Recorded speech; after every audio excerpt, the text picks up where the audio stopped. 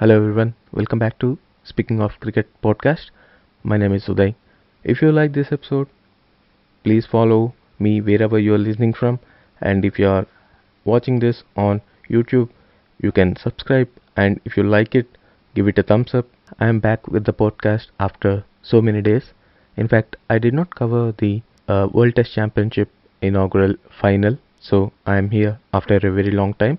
And ideally, as an Indian fan, it is not a great time to do a podcast or to make a comeback to do a podcast on Indian cricket because last week or 10 days back, India had a very great test match again at Lord's, winning the final day and winning the test match dramatically and with lot of fight, determination and resilience. In the third test match, India lost to England by an innings and 76 runs.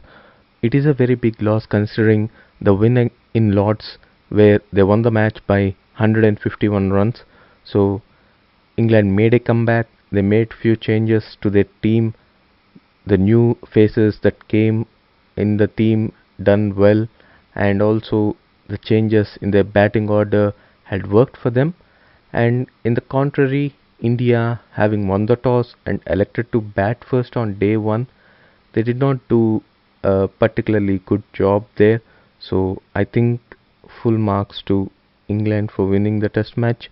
Here we will just go through what Virat Kohli has said after the match, and then we'll discuss what happened in the match and what India can do going forward into the next test match at Oval, London.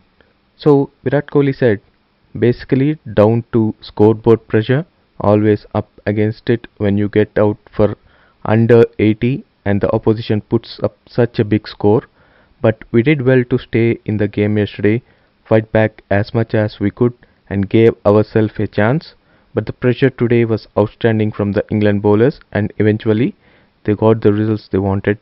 The first innings was quite bizarre. It can happen in this country, batting collapses.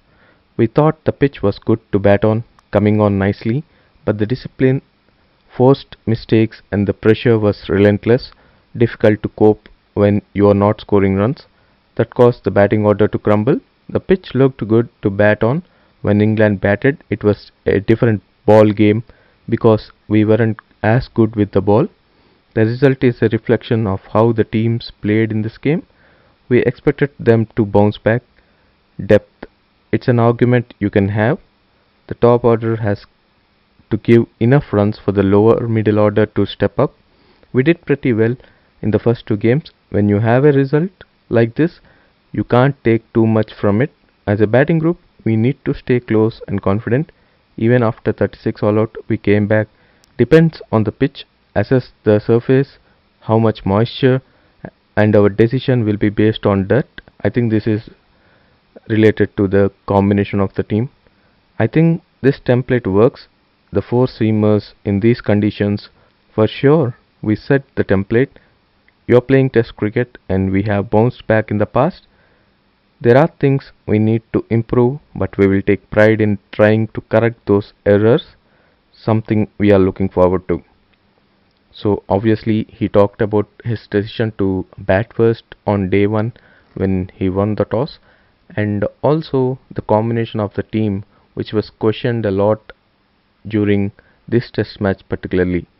Many have questioned the combination of the team and the selection of the team in the previous two test matches, but India done well in those test matches, but they failed to perform in this match, and particularly the form of Ishant Sharma, who was not impressive and couldn't bowl to his best in this test match. And also there are questions about Ravichandran Ashwin coming into the team as he is one of the best spinners going around in the world right now. Obviously, India batted first on day one and they collapsed for 78 runs. And in the second innings, they looked like they are going to come out on top, but they only managed 278 runs after being 215 for 2 at the end of day 3. Like Virat Kohli said, they will be looking to come back strongly. They made comebacks throughout this year, starting from the Australia tour. where they were all out for 36 in the first test match and came back to win the series 2-1. The last two test matches in particular against Australia were a very good example of this team, the fight they put on, and also they lost the first test match against England in the home series and bounced back and won the series 3-1. But like many experts, including I heard Harsha Bogle mention it, the afterglow of a very good win for India has to go, because whenever they won a very good test match and they showed great resilience and they gave great performances, the next test match they were not able to continue that form, continue that performance into the next match. The best example is after coming back from Australia, after that historic series win against Australia, they failed to put up good performance against England in the first test match at Chennai, and they lost that test match. But they made a comeback again after winning that series against England at home. They came to England to play New Zealand for the World Test Championship final, and again they failed to perform. They failed to put up good show against New Zealand, and they did not win that final. Here again at Lords, they showed great grit and determination on day 5, and they forced the victory there, and they registered a great win in Lords. But after that they failed to perform. They failed to continue that form into the Leeds test match, and they were all out for 78 on day 1 before tea. So this has to change for India. Other than that, I don't think this team has much problems. We all know that Pujara, Rahane and Kohli are struggling for runs, but Pujara scored a useful 91, that is useful for the team and also useful for his form. He showed that he can be trusted and he can perform again. And Virat Kohli also scored a half century in the second innings, and he may not be at his best, but he's leading the team well, and also he started to score runs, and I hope he continues and scores 100, which he failed to do since 2019. Rahane's form is a slight concern for India. After that brilliant 100 at Melbourne against Australia, he failed to register big scores, but he's a experienced candidate, so India will persist with him for the rest of the series. But if he fails, India may have to think of other options going into the future. We have to keep in mind that all the test matches played now are under World Test Championship, so every test win counts, every point counts. After this test series, India slipped to third position in the table. Only 4 teams are currently in the table because only 4 teams are playing test cricket. Pakistan, West Indies are at the top 2, and India and England are at the bottom 2. So India have to take more seriously, and they have to see what the combinations will be. Going into the next test match, it will be played from September 2nd, and it will be played at Oval, London. So India will be looking to make at least 1 or 2 changes depending on the surface, depending on the conditions. Ashwin should come into the team. At the time of recording this episode, I read that Ravindra Jadeja has been taken to some scans for his knee injury.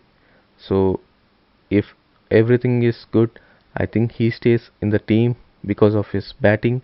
If India wants to go with 4 seamers and a spinner, I think Ashwin should come if Jadeja is not fit. So Ashwin will play, and also Ishant Sharma may make way for a bowler like Shardul Thakur who can swing the ball, and also he will increase the depth of the batting. So the only changes I think will be Ashwin in place of Jadeja, or Ashwin Jadeja plays and Ishant Sharma goes, or Ashwin may play and Shardul Thakur may come in place of Ishant Sharma. Apart from that, Shami, Bumrah and Siraj will stay and will keep their positions as they bowled really well. When it comes to batting, pretty much top 6 will be the same. No changes will be made going into the next test match or the fifth test match. The batting is settled, and the only concern is they have to perform under pressure, they have to perform under difficult conditions, which they did on day 3, and they have to continue. I feel that we are in for a great test series, and the last 2 test matches will be really entertaining and intense because the scoreline now is 1-all, with India winning the last test and England winning the third test at Leeds. So let's hope we'll be entertained with a great test cricket. That is all from this episode. I will see you guys in the next one. Until then, take care, stay home, stay safe, and keep smiling.